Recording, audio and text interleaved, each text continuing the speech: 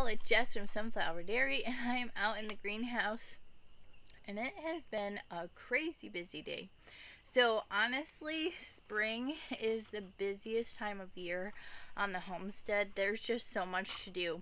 They're starting seeds, there's getting the garden prepped and ready, there's, I've been having chicks hatching in the incubator, I've been up potting bare root strawberry plants, I've been up potting dahlia tubers, so there's so many things that I've been doing.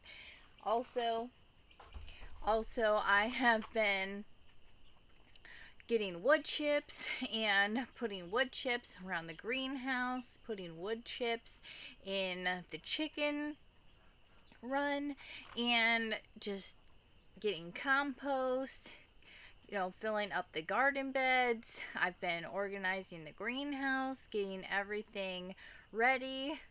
So it's time. It's a busy time. Not to mention baby animals being born on the homestead, and it's a crazy time of year.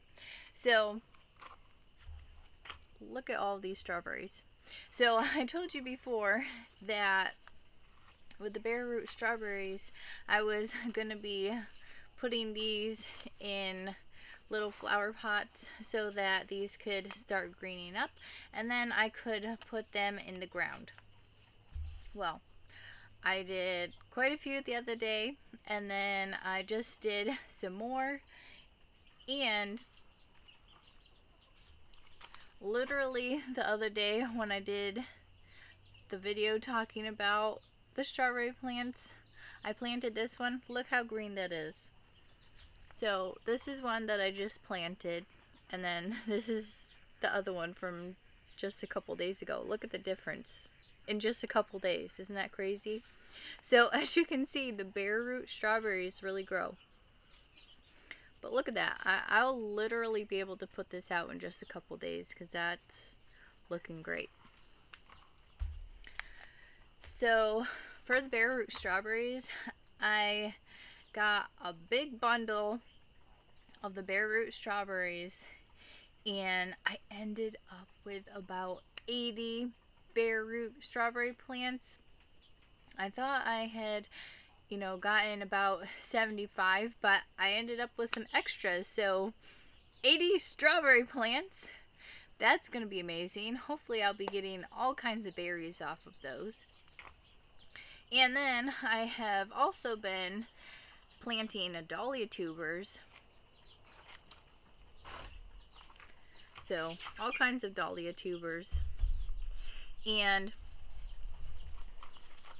so you can see that I have these bigger pots here that have dahlia tubers, and then I have these smaller ones. So with dahlia tubers, you can actually take the tubers, if you have a clump of tubers, and then kind of look at the tubers and see if there's different growth points. And if there's different growth points, then you can very carefully cut those off, and then you can have multiple different plants. So that's what I did. So I have this bigger group of tubers here, and then this one was connected to the one in here, and it had a separate growth point. So I cut that off, so I got 2 plants from, it could have been just 1 plant. So if you want to, grow your dahlia tuber collection really quickly, that's a good way to do it.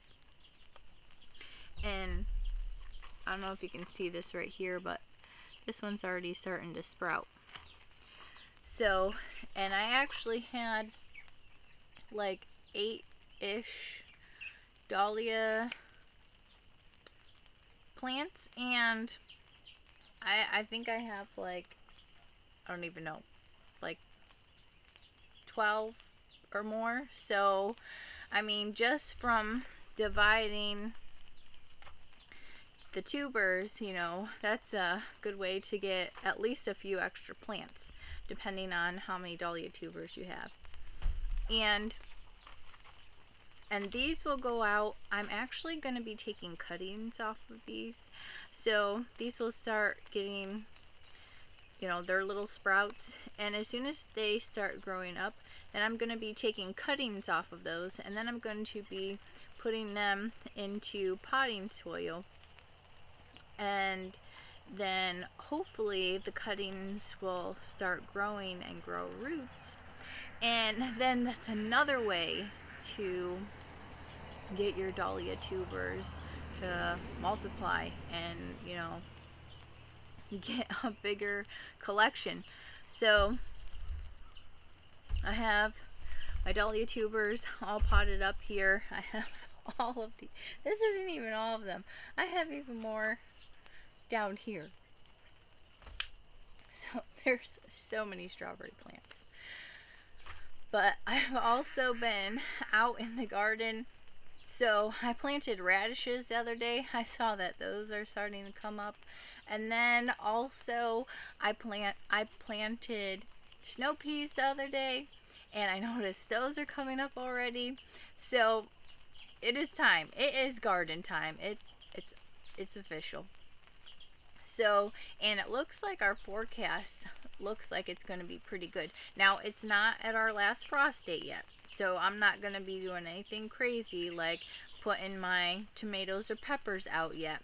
I'm going to wait until after my last frost date, which our last frost date here in 5B 6A is not until about, it's usually in between May 5th and May 10th. It's usually right around Mother's Day. So tomatoes and peppers definitely will not be going out until then, but my cold hardy stuff is gonna start going out into the garden, like my brassicas, and like I already said, I had already planted radishes and peas, and then I'm gonna be planting onions and spinach. I already planted spinach, I already planted lettuce. So you know, all those cold hardy things, they're gonna start getting planted. But definitely the warm weather crops, it's gonna be a few more weeks, but it's garden time. Stuff is getting planted outside, and it is amazing. Oh, let me grab this real quick, hang on.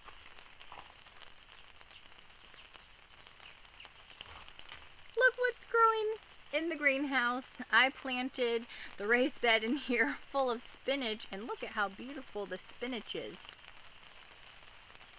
So I'm going to be harvesting quite a bit of this for dinner, but it's really exciting. You know, food and flowers are starting to grow here, and it's really starting to feel like spring. All right, all, thank you for joining me. Have a blessed day.